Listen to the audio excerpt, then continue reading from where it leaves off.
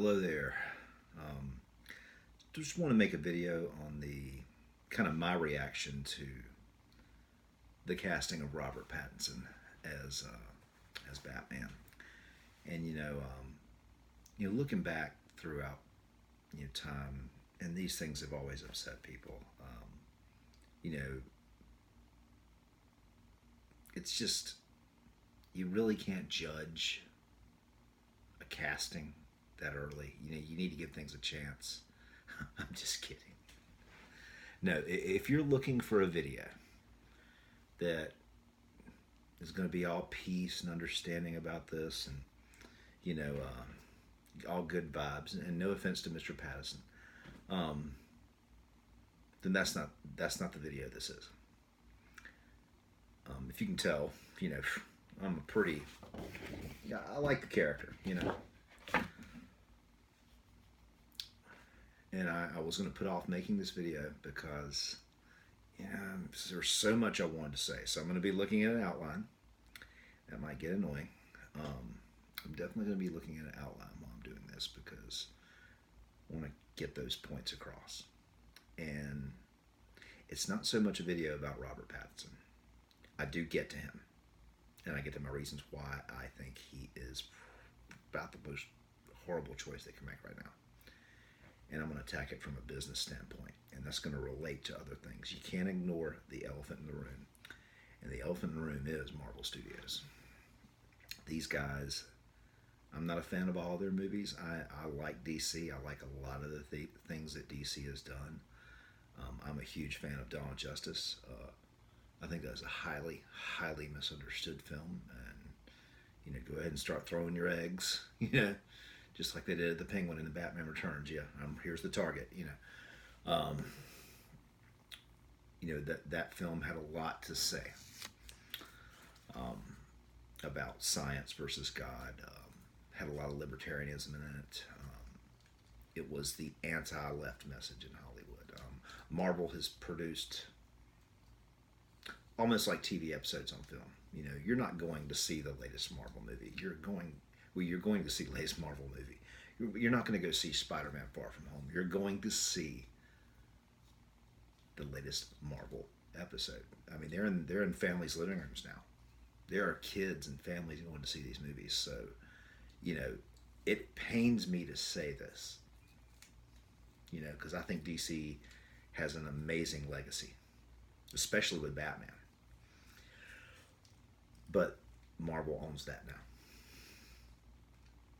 Marvel owns it. I could make a case that Marvel based their cinematic style, their writing, their humor execution, their what grit they have, and I don't think they have as much DC, on the 2001 through 2006 Justice League and Justice League Unlimited cartoons.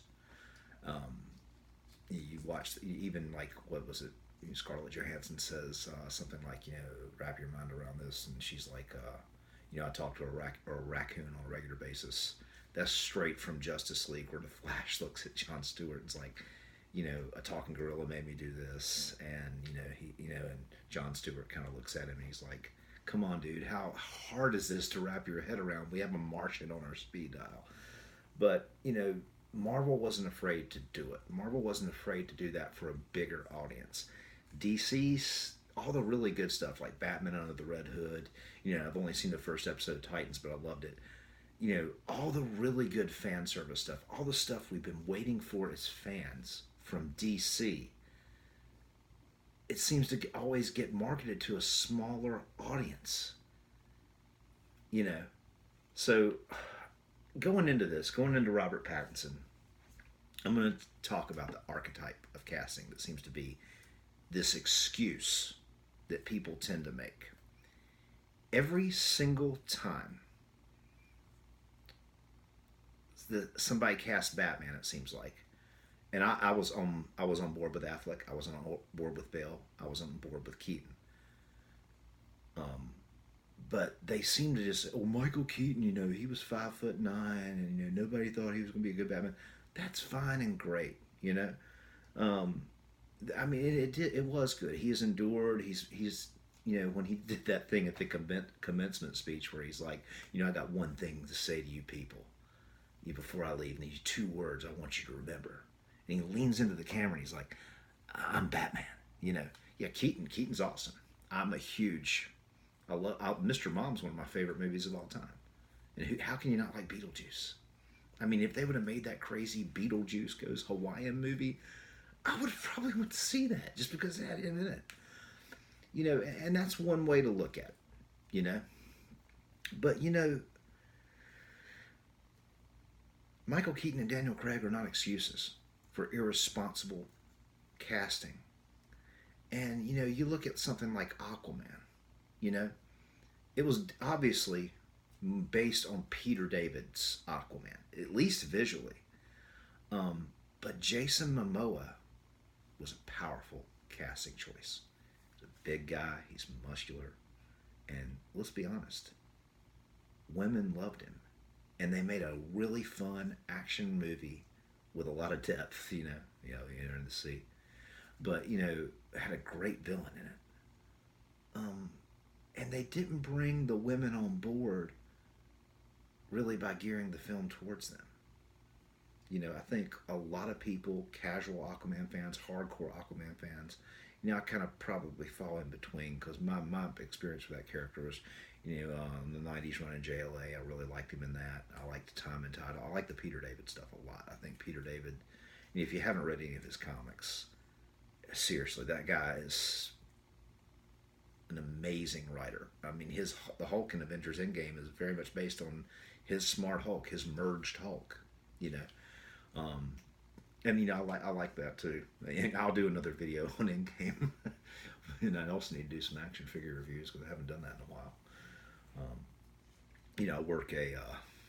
I work in emergency service, so I moonlight as a caricaturist. So finding the time, blah blah blah. Let's just start losing sleep, folks, because that's what you got to do to make your dreams come true. Henceforth, this video that you're watching right now. There's the whole Michael Keaton archetype on casting, and I think it's justified. But Chris Evans, Christopher Reeve, Robert Downey Jr., and Ben Affleck.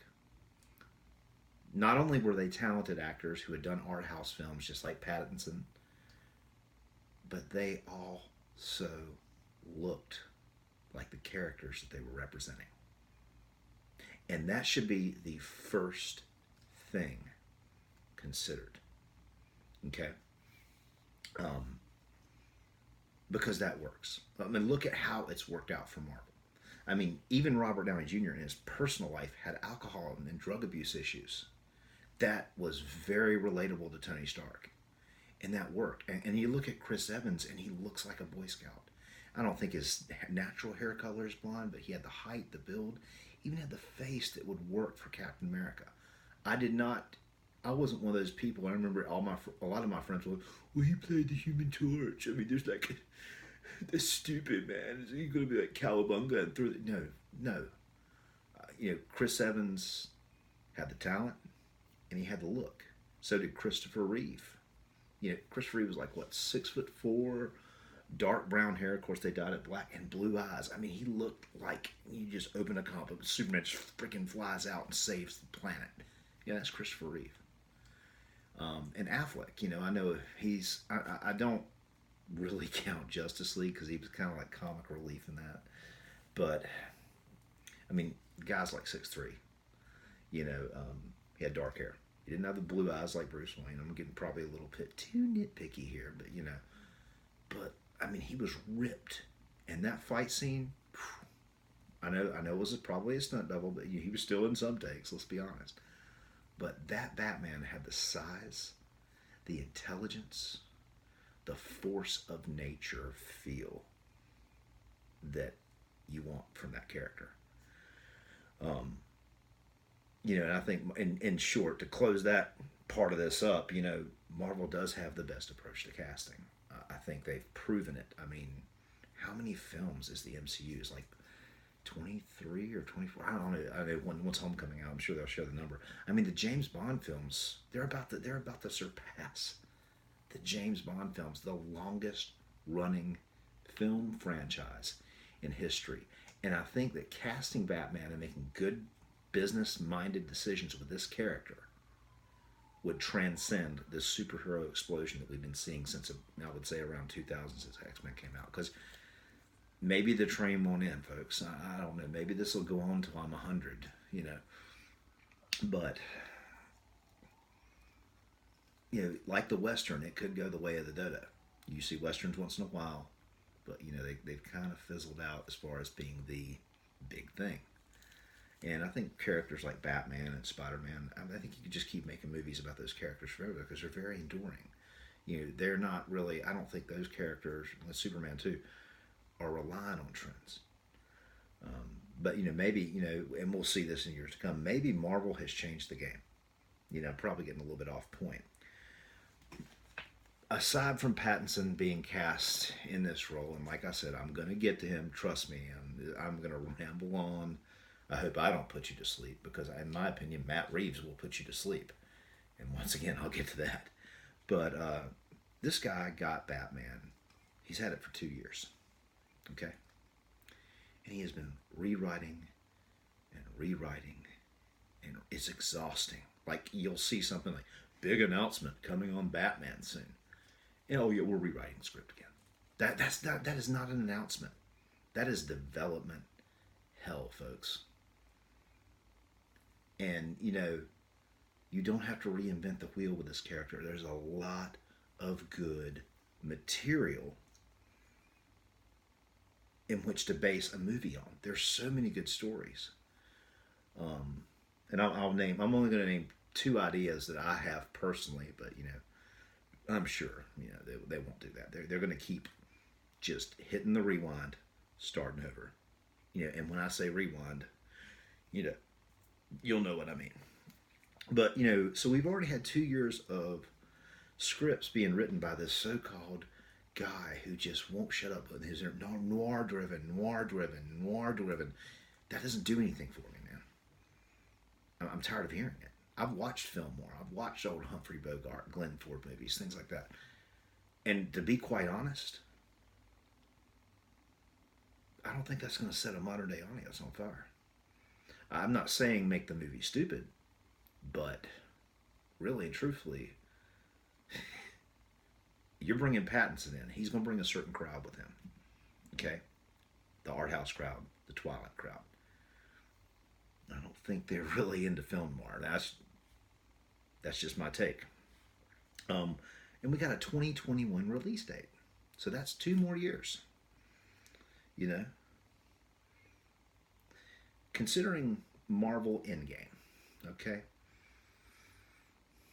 Hell, if you just consider the first couple of Marvel Studios movies. I mean, they gave us the Avengers, what, in 4 or 5 films?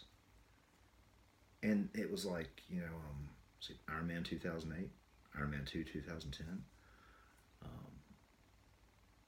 Then 2011 was Thor and Cap, and then 2012 you had Avengers. I hope I didn't miss any. I really don't count that Hulk movie with Edward Norton. I didn't think that was good. But, you know, Marvel puts out generally pleasing stuff so they can afford a dud. People just, you know, Marvel makes mistakes. Man, they could probably at this point, they could probably film a turd, okay? And just have it talk for 3 hours, and people, that's the greatest thing, is sliced bread. And hey, you know, if they've handled their business that well, they deserve it. That's just good business. But, you know, it should not take this long to do this. And what it tells me about the guy is it's not his priority. It's not that big of a priority for this director. I don't like Matt Reeves. I make no excuses for this guy. I've read and seen on video he is doing yet another Young Batman trilogy. Do we really need that? You know, I think Nolan did some fun things. I liked Begins. Batman Begins, you know, it had more of a spiritual vibe with the streets, with the Narrows, with some of the fantastic locations, and with the Scarecrow's fear gas, giving it this supernatural edge. But The other two films didn't have that. All of a sudden, it went from we're going to just keep making these things until we can't do it anymore to it became a trilogy. I think the death of Heath Ledger might have had something to do with them kind of cutting it short, but they made the same classic mistakes they do with Batman, and I'm going to get to those too. It's like is this whole thing a preview? I mean, oh, well, I'm gonna allude, I'm gonna allude to this, and then I'm gonna get to it later. Sorry, folks, it's what I'm doing. But when you go back to those early years of Batman, which have been done, a la Nolan, you negate Nightwing, which Nolan didn't like. You negate Robin, Batgirl. You know, I doubt they're going to do any really mind blowing, larger than life villains. Are probably going to stick to the more mortal villains. I don't. I wonder if we will ever get a really cool Mr. Freeze on film. Go to that second Arkham game in the Batman series, where he fights Mr. Freeze, and then he's in his mech suit. He's in this. I mean, he's got that voice. I think they got the same guy who did his voice on the animated cartoon, and he, just that longing for a warm touch. That voice. Oh, it's just overly theatrical, and it works in that setting. And Batman's like, I don't have time for this, Victor. You want that gravel, and DC could. When DC does grit, they freaking do it right. Especially with this character. I mean, Batman has a lot of grit. He is a normal man that has pushed himself to darn near superhuman levels of strength in a human body, intelligence. He's the best fighter. He's like a master of every form of martial arts known to man. And this guy's fought Ra's al Ghul, and how much older and more experienced was Ra's al Ghul, and he defeated him. The only reason he didn't beat Bane was because he was worn down. He had pushed himself beyond his mortal limits, But this goes back to DC with the Robins, with Nightwing, with Dick Grayson eventually becoming Batman, with his son taking up the mantle of Robin, and a relationship with Talia al Ghul. Yeah, thanks Nolan for having Bane and Talia have a little thing. Yeah, that made a lot of sense, buddy. Way to go. I mean, I always wanted to see that, right? And I knew that they had kind of a brief. Bane had a crush on her in the comics. I think it was in the sequel to Vengeance of Bane, like maybe the mid '90s, but still, it was Bruce and Talia, man. Nah, not Bruce, not Bane and Talia. That's crazy. But DC practically created this idea of legacy in comics. They were, they were the sidekick company, man. They had, Barry Allen, Jay Garrick to Barry Allen to Wally West, Bruce Wayne, Dick Grayson, Tim Drake, Damian. I hope I didn't skip anybody there. I know there's been a couple, Robin. There've probably been too many Robins, so that's probably not the greatest example. But I love Wally West. I mean, Wally West should have been the Flash. That should have been Ezra Miller's character's name in Justice League. That was Wally. That was not Barry. Yeah, I know he was a police detective. His dad was in prison. That was Wally West. Okay. Green Arrow with Speedy that eventually becomes Arsenal, and all these sidekicks outgrew their roles and became, in some of them became better than their mentors. I mean, there was even, I think it was in the Gates of Gotham, when Dick Grayson was still wearing the cape and cowl, Bruce Wayne said to him, I think given enough time, you'd be a better Batman than me, because he was able to get over the death of his parents and move on past that. He didn't lose his edge, but you saw growth. With Bruce, he's kind of stuck there. And that's a part of playing that character. I don't think they should change that. I don't want to see Batman, chilling out at the pool for, making jokes. I don't want to see Batman doing that. But right now, you can watch Endgame and tell me that Marvel doesn't own legacy. I mean, in Infinity War, Doctor Strange looks at Tony Stark, and after he looks at Spider-Man, he goes, "Is this your ward?" Come on. They're nodding at DC. And, hell, Hawkeye was practically on the Kent farm. And I could even say that Robert Downey Jr.'s arc in Endgame is kind of reminiscent of For the Man Who Had Everything, the classic Superman Alan Moore story. Um, you know, Reeves Apes films, quite frankly, everybody talks about how great these Planet of the Apes movies are, and I got to tell you, I'm not impressed. Um, I rented the first one. It's been a while. You remember Redbox before everybody had Netflix on their PlayStation or whatever? Sorry about the hair. It's just AC upstairs is broke, and I've been working all day. So look at all this gray, black, massive bird's nest. But so I tried watching this thing because I like the original Planet of the Apes. I thought, this looks great, because I saw the first one where Caesar's origin. I thought that was a pretty good movie, and I think Matt Reeves directed the latter two. When I'm calling them the latter two, but I try to sit down and try to watch this thing, and it's like it's dragging and dragging. We need the power plant for water or whatever. I can't remember. It wasn't important enough to remember. I would be able to give you some details. But it just drug on and on and on and on and on. And I'm just like, okay. So then I've been bashing Reeves for a while. I don't hate the guy, but I just don't think he's right for the Batman franchise. But I saw the collectible 10 book Blu-ray DVD for $8 at Walmart, and I was like, you know what? Fuck it. Sorry about the language. I like to keep it clean. If you have kids watching, just kind of do that old school Vince Vaughn inspired, earmuff it, kids. Just can you earmuff it for me right there? But I thought, let me see if I can just watch this thing, and maybe I like it. Maybe I'm crazy, and everybody else is on point because there's a pretty big crowd of people who like that. And I got through it, but I had to force myself to sit there the whole time. It wasn't a bad story. I get what he was trying to do. It was all about Caesar's journey, but it's I wanted to see a little bit more, and I personally, and I don't think I'm alone here. I hope I'm not alone here, but I don't think Reeves has got that.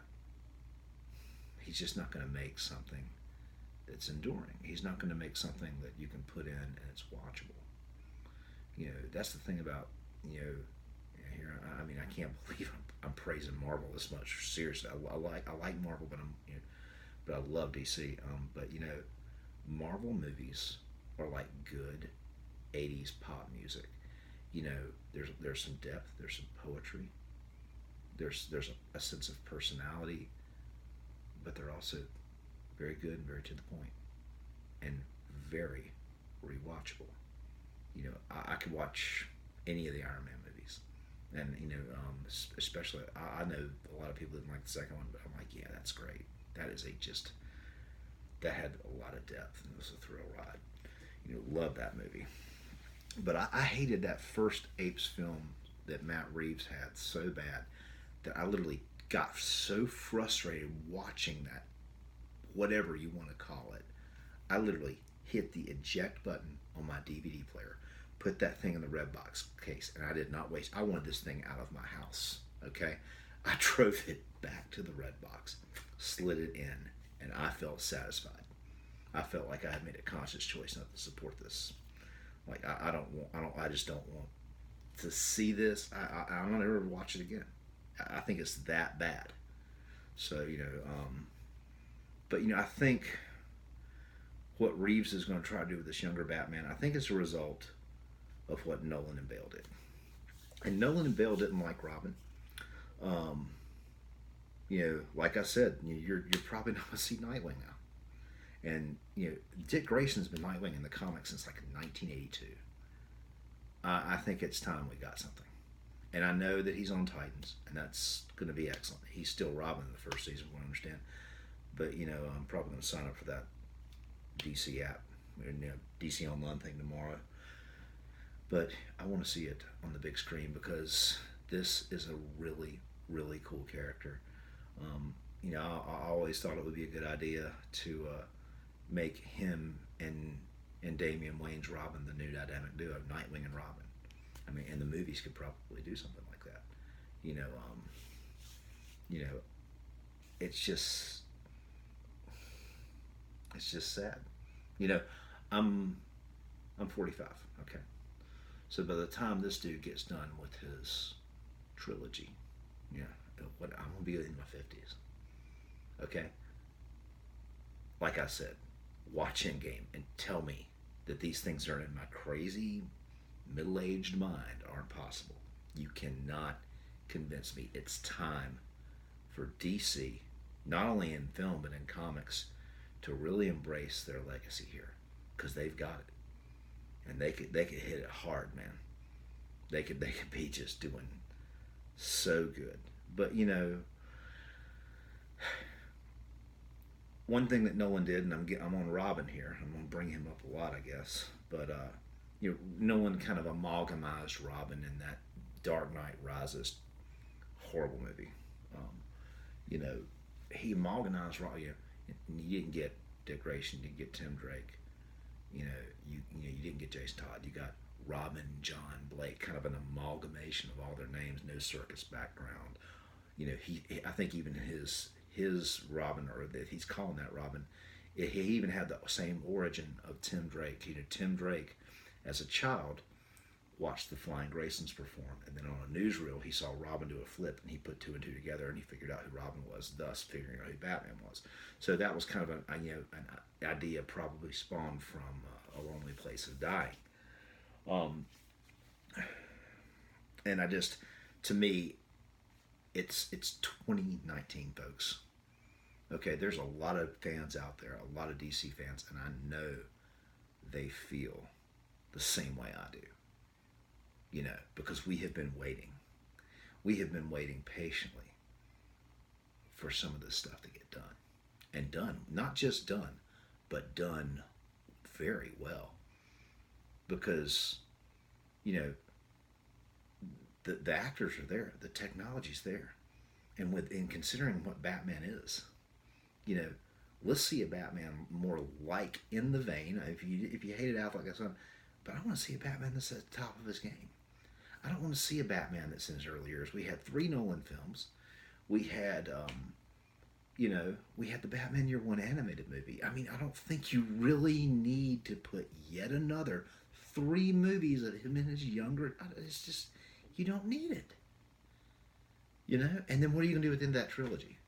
When the first Avengers movie came out, DC was wrapping up its Nolan trilogy.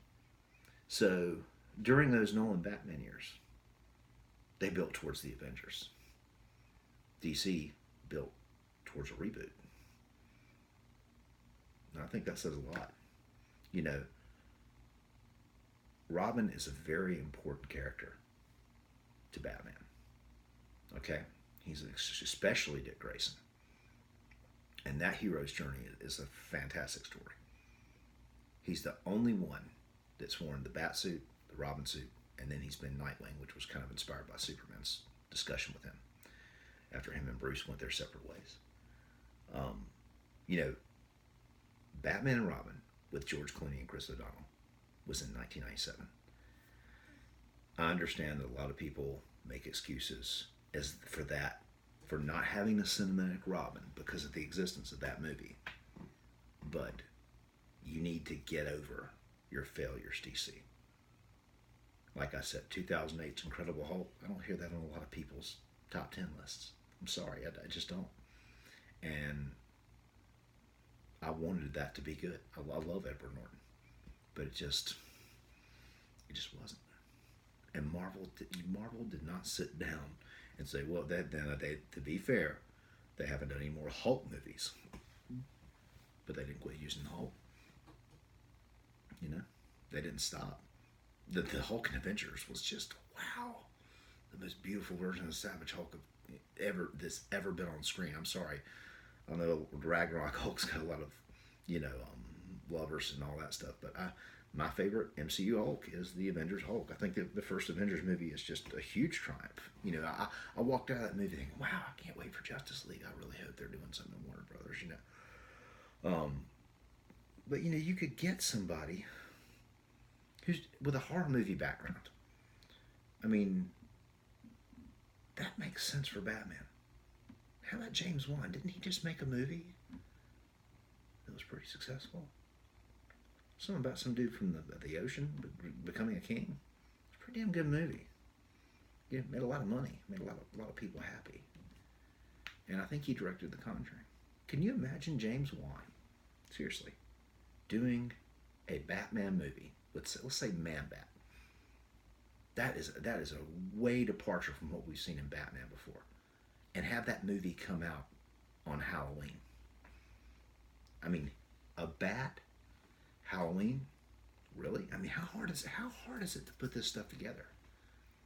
I mean, it's just business, man. And DC, I love you. I don't think Marvel would be around without you guys. But you guys got to start making better business decisions. You got to start with follow through. And you're bad at that. You're really bad at it in the theaters. You've had a lot. I mean, your animation, awesome. I'm not watching a lot of the new stuff because I just don't care. But overall, I mean, I don't like Young Justice. I think Young Justice is horrible. It's boring. It's Matt Reeves. I'm sure Matt Reeves is involved somehow with Young Justice because that's why it's so bad. But okay, let me put my foot in my mouth because I know there are a lot of hardcore DC fans that just they love that. But how about the Hughes brothers? I'm telling you right now, it was a 3-parter in 1990 called A Dark Knight, Dark City. It's a Riddler story. And it's got macabre, it's got history. Man, if Matt Reeves, I mean, I'm not immune to somebody winning me over, even at this point.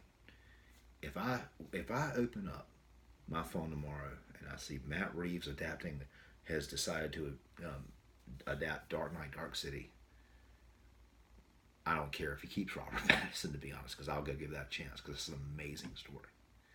So you got to give us something that we really like, not 2 years of script writing and then an announcement. I think, like I said a week ago, we're rewriting again.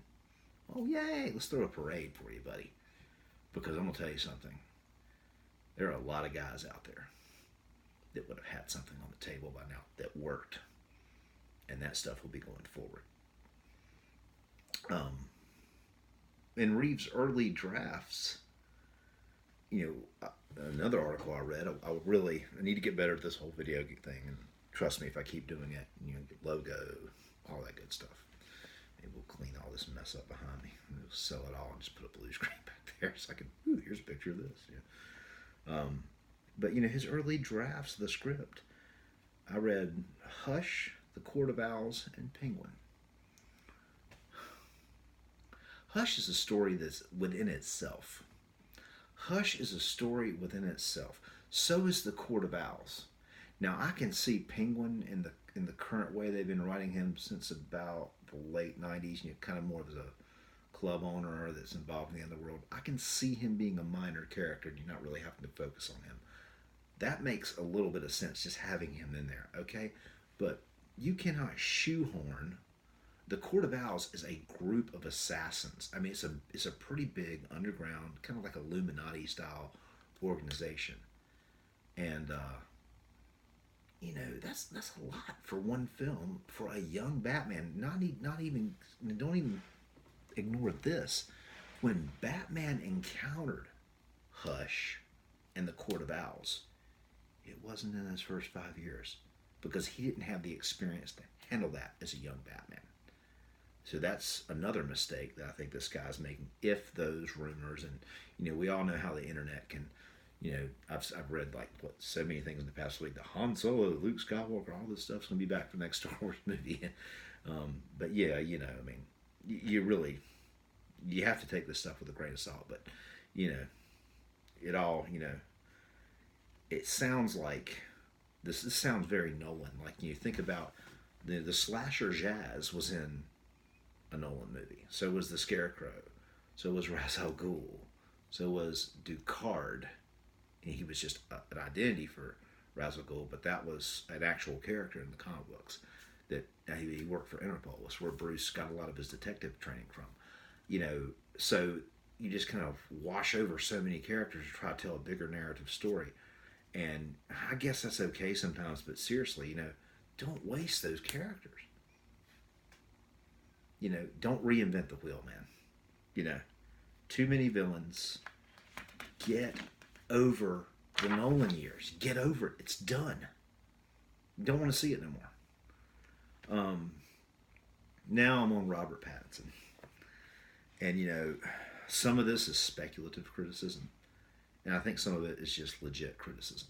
Okay?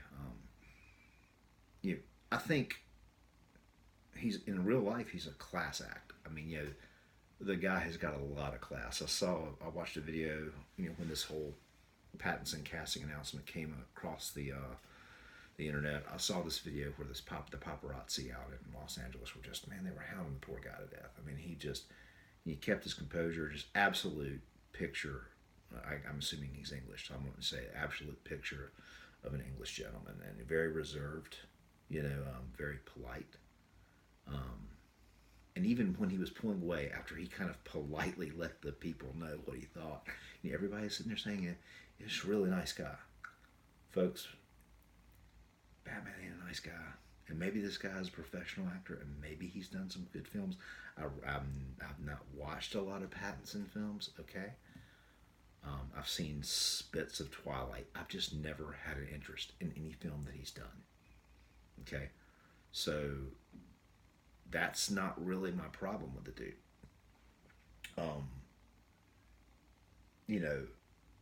My main problem is he's not an alpha.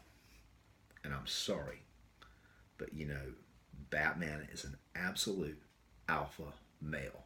You don't SJW this character, and I'm not a Republican, so don't worry. You don't do that with Batman. You don't make it. I don't want to see a sensitive, staring off into space. Oh, Catwoman. I don't want to see that crap.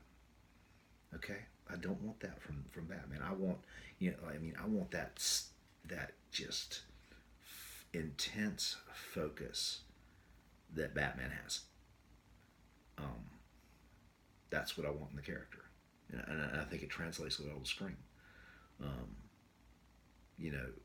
I'll ask you this: you're going down a dark alley, right? And somebody's coming down that alley to fight you. In one alley, you got to take on Robert Pattinson, and in the other alley, you got to take on Ben Affleck. Is that sinking in? Not that I would want to fight either one of them. Have nothing against him personally. Like I said, Pattinson's a nice guy, but he does not scream alpha male. And I'm also concerned with, and they've done this with all the Batman films, and considering the heartthrob that Pattinson is, they always do this. Batman's got to fall in love garbage. And trust me, it's garbage. Okay? Rachel Dawes. If you hear that they're creating a love interest specifically for these series of films, trust me, that will cement my theory that Reeves is trying to be Nolan. Trust me on that. Because I think Rachel Dawes was based on Rachel Caspian, which was Judson Caspian's daughter, the Reaper, the original protector of Gotham City that Batman fought in Batman Year 2. Legacy DC. Legacy, come on. Get with it. One thing that just kind of hit me when I'm watching Star, I'm doing this, because now Harvey's here, and now he can be the hero that I've never been, so I don't have to be Batman. The existence of a love interest, okay, does not negate what Bruce Wayne experienced in that alley. The cold-blooded murder of his parents, dying in the gutter for no reason at all. That is the driving force. I mean, Batman will walk up to Godzilla knowing that he'll die because he's Batman. That's what he does.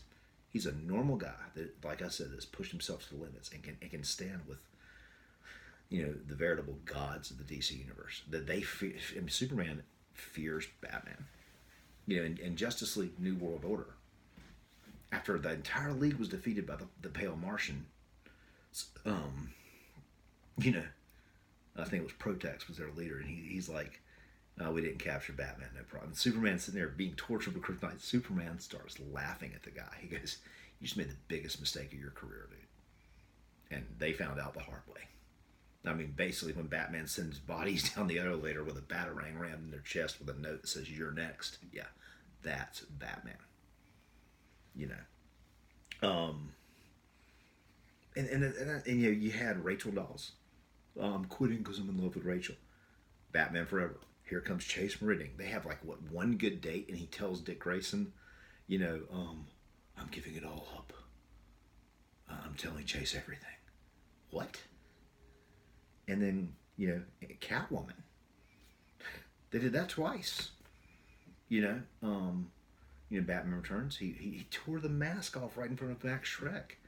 And, I'm giving it all up because we can be in love and we can just go be happy together. No. And in Dark Knight Rises, I didn't like that Catwoman. She'd had no whip. She had no cats in her house. She had a gun at one point. I mean, I thought Anne Hathaway looked great. She sounded great. I liked the way she sounded. I didn't totally hate the character. She was a horrible, horrible Catwoman. Sorry. You got to have the whip. You got to have the cats. Come on. Quit.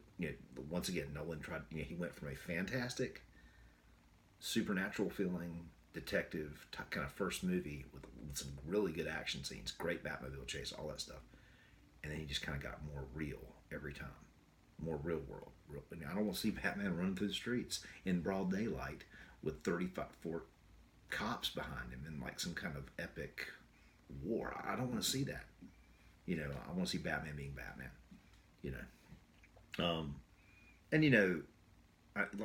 Everybody's going to say Keaton all day long. Keaton had the crazy. Keaton had edge. I saw Clean and Sober before I saw, I think, maybe I'm getting my dates mixed up, but I remember seeing Clean and Sober before I saw Batman 89. And he had done some other things. And he was tough. Mr. Mom, when, he's in the meeting and that guy smart mouths his kid. He's like, "If you ever talk to my kid like that again, I'm knocking you out." And he means it. And then later on in the film, when it happens, he goes, "I warned you." Bam. That he had that edge. Obviously Christian Bale was the American Psycho, so he was scary. I never doubted him. For what he brought to the role. I didn't like his voice, and I think, with Affleck, and I'm not going to really talk about his films before he was Batman because I never even remotely doubted his casting. But that scene where he in Dawn of Justice, where he's like, don't believe everything you read, son. Don't believe everything you read in the papers. Every time your red-caped wonder lifts a cat out of a tree, writes some kind of puff piece article. He looks at a guy.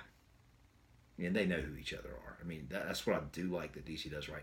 They don't just explain everything to you. They didn't say, "I know who you are, Batman. I know who you know." They were both inquisitive. They were both they didn't play Superman like an idiot. Superman knew what was going on. They knew who each other were the moment they met. That's why they were having that discussion. And Batman put freaking a man that can bench press a freaking planet in his place. He did not hesitate. And that macho, that focus, that was amazing. When Doomsday shows up, he runs and hides under a rock. Well, not like that. I don't think Batman needs to be trading punches with Doomsday, but it was freaking fantastic.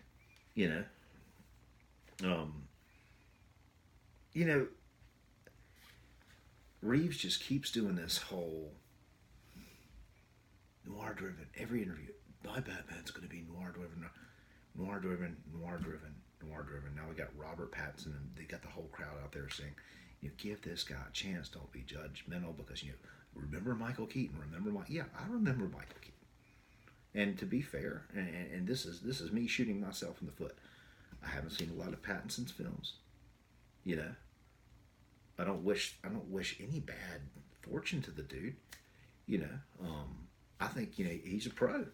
Obviously, I mean, it takes balls to go from a successful film franchise. I'm sure he had the brass ring after Twilight. He went and made some. I looked up some of the pictures and movies that they're not anything I'd be interested in seeing, but it's like he went out and hey, I'm an actor. I'm an actor. Damn it, I respect that.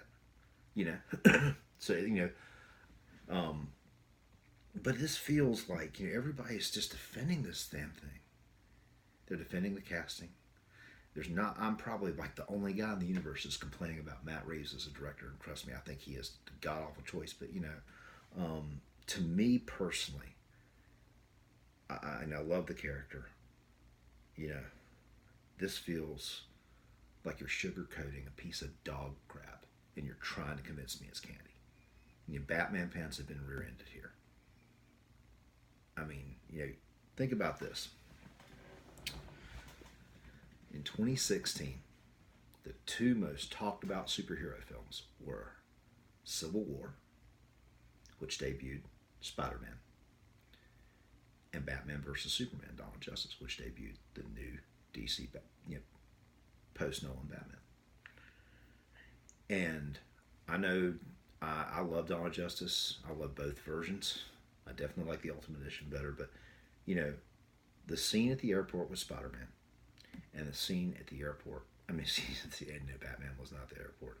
That was Wonder Woman. But and the scene in the warehouse with Batman were the most talked about scenes in those respective movies. I mean, they were both amazing. Spider-Man was funny. He was energetic. He was agile. You saw how strong he was. He finally had that classic suit. And the same with Batman. And Batman was scary. He was breaking guys' arms.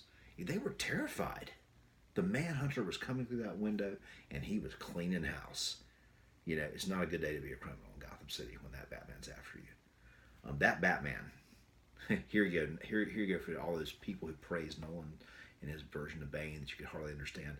If that Batman would have encountered Bane in The Dark Knight, Rises, that would have been a 30-minute movie. That movie would have ended. Yeah, even if he was hurting, it would have ended. And that's what I want to see. I don't want him to be invincible. Don't get me wrong. Whatever Ben Affleck's Bane would have been able to break that Batman. But Batman is a force of nature. But here's where Marvel pulls ahead in the business thing, and this is where DC's really feeling bad. Despite the reaction to Dawn of Justice, we heard that Affleck was going to be writing, was going to be directing. Man, they should have been already filming that, because let me tell you something. When you were in Civil War, when you were watching that scene at the airport, they were probably halfway done shooting Spider-Man: Homecoming. That's confidence, folks. That's what you call follow through. That's a home run. And then what do you have? Next summer, he's in the very first 20 minutes, well, more than that, but of Infinity War, and it was amazing. I mean, bad business decisions, man. How do you keep making these? How do you keep doing this? You got to try to mess up this bad, folks. I mean, I'm not a film guy. I don't work in the industry, and I'm just a really disappointed fan here, and I'm just hoping that some people see this and maybe they can identify with it. That's it. If you think I'm crazy, hey, light up the comments, man. Light them up, man. Let me have it. This is your opportunity. Take your shots. Trust me, you won't be the first, because I'm not always the popular guy in the room. But this is what I'm saying. Okay, in short, Robert Pattinson and Matt Reeves. I don't have faith in this project. Don't have any. And considering all those Batman fans that are out there, all those DCU fans that were trading for a younger Batman again, If you're like me and you want to see this legacy, I'm not going to say boycott. Okay, if you're one of those people, you know what? I was wrong about Keaton. I was wrong about Gal Gadot. Blah blah blah blah. Hey, by all means, humility is a good thing. I'm telling you, go see the movie. But if you're out there and you're tired of DC doing this to you, you know what to do. You see it when it's in the discount bin, and that's probably, if this thing gets made, that's probably where it's going to be real quick. It's not going to be something you can watch comfortably. It's just not going to have that. It's not going to have that what this should have. It's not going to have that brand recognition. That's my call on it. Just quit settling for what DC's giving us. There needs to be crickets in that theater. That film will, I promise you, it'll do one thing very well. Okay, and if I'm wrong, I'll probably see it when it comes out on DVD. If I'm wrong, I'll come back here and I will make a video and I'll throw darts at a picture of myself. Okay, I'll tell you one thing it'll do. It'll cure insomnia. That's exactly what it's going to do. And the reason I'm saying that I'm going to do this, I wasn't always a DC fan. I started out as a Marvel fan, and I was the biggest Spider-Man fan from probably like kindergarten all the way to 16 years old. And even still after, I still love the character. And there's a pillow right there behind me, right? So I do like Spider-Man a lot. And I think there are two kinds of comics fans when I consider mainstream comics fans, at least the people that were in my generation and maybe even about 10 years younger and then older. There are a lot of Marvel fans out there that just love Batman.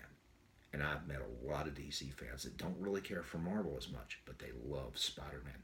So if you're going to get that Marvel crowd, if you're going to get their loyalty, buddy, if you do a Batman film right, where's Paul Dini at, folks?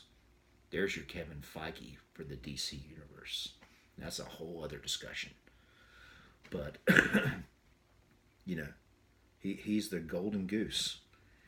And the character of Dick Grayson's a part of that. Is a big part of that. And like I said, you need to get over your past failures, guys. You just stop making these fear-based decisions. This whole thing feels like we're just afraid.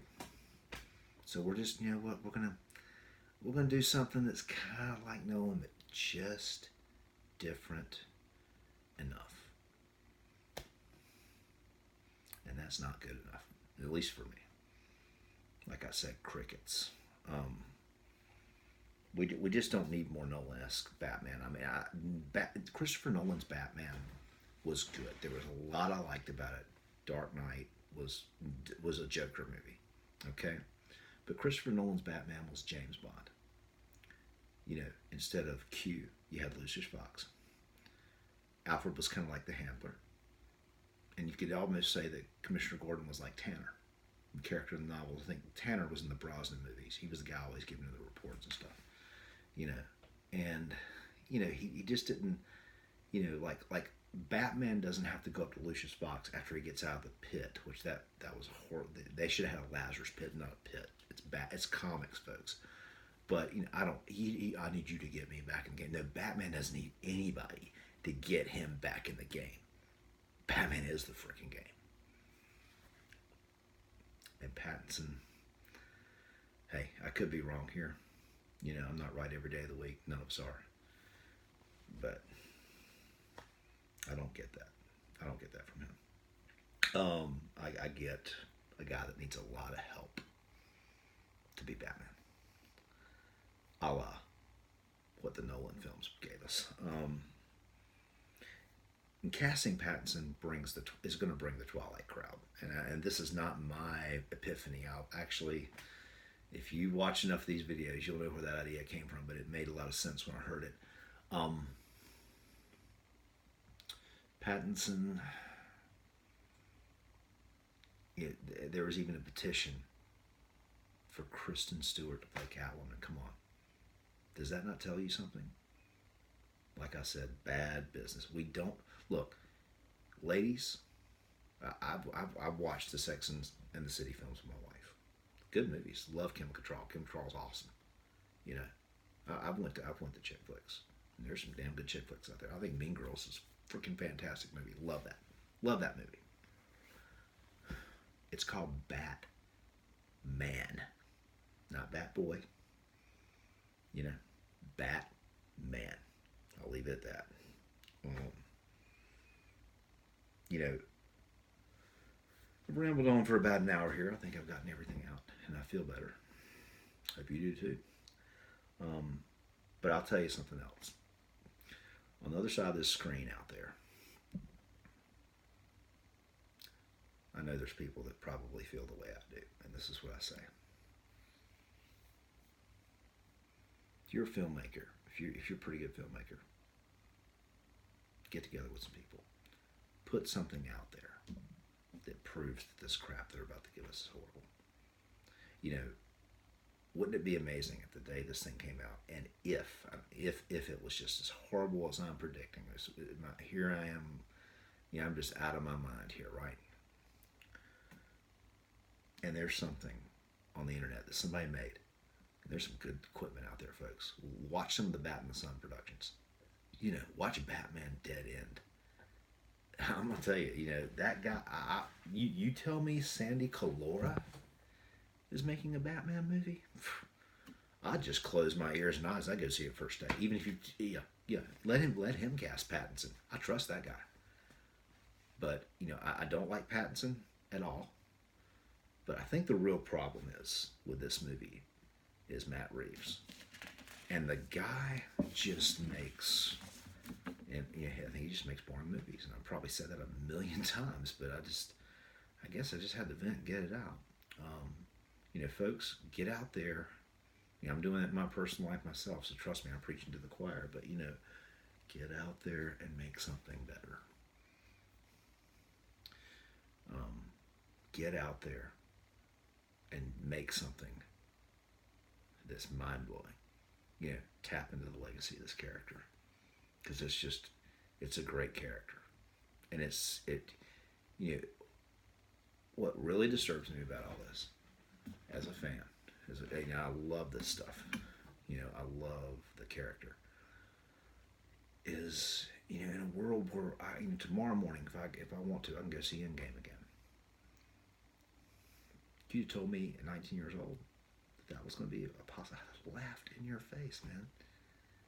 But we're not talking about universe-altering, time-spanning. We're talking about Batman.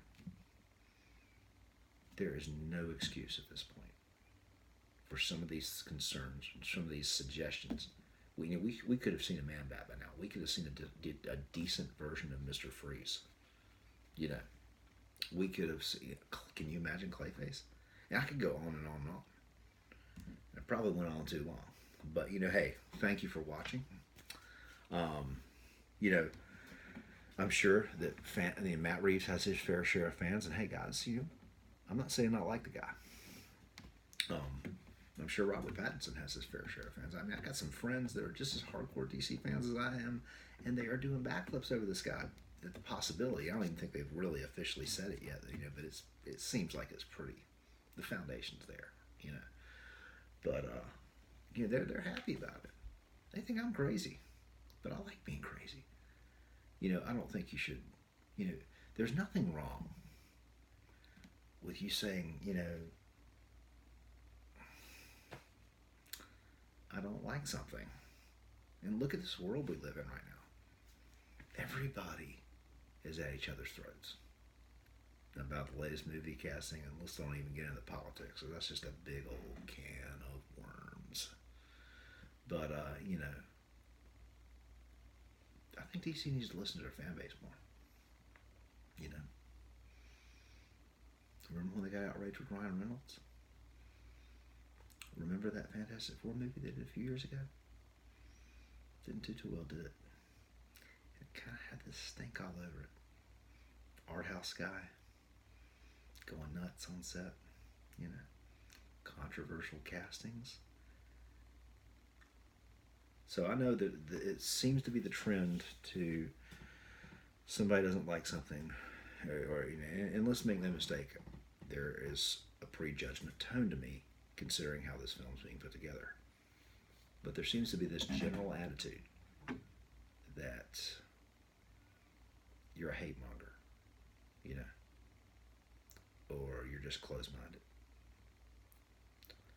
My point on that regarding this subject material is that it's Warner Brothers that is being closed minded.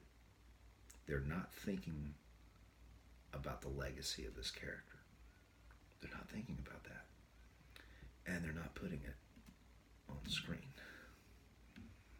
Yeah, this character has been around since 1939. A lot of this legacy stuff has happened, kind of since this late 70s. Yeah, when Dick Grayson was in college and all that stuff went down. But it's high time that some of those better ideas, some of those better stories, some of those better villains, Clayface, Man Bat, Mr. Freeze, with our technology, there is no excuse. You cannot tell me that this is not possible. I mean, we're probably about to get Galactus over at Marvel. Okay, yeah, we're not going to get a giant cloud this time, folks. Yeah, think about that. Hot shot. Thanks for watching, and I just want to once again reiterate: hey, no offense to any of the people working on this movie. I mean, this is just an opinion. It's a harsh opinion. Take care. Take care of each other. Bye bye.